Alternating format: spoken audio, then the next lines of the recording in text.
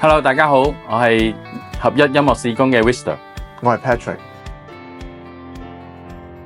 呢幾年有好多講廣東話嘅人搬咗過嚟我哋 Dallas 呢個地方。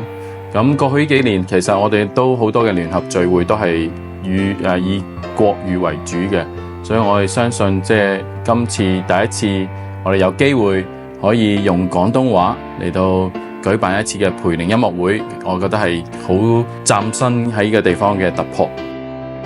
今次嘅主題係別放肆。當我哋祈禱嘅時候，神俾咗呢個經文我哋。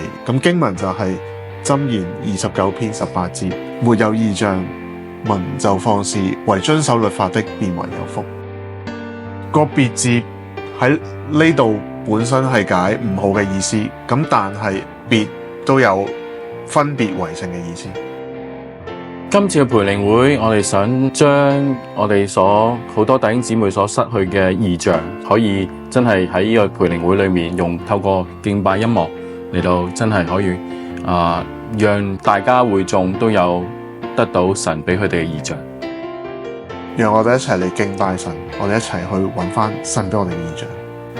8月16號星期六下晝6點半開門，7點鐘開始。喺華恩浸信教會 GCBC， 我哋嘅講員係韓錦章博士，歡迎大家為我哋嘅音樂會代禱，亦都邀請大家嘅親朋戚友到時一齊去敬拜神，到時見。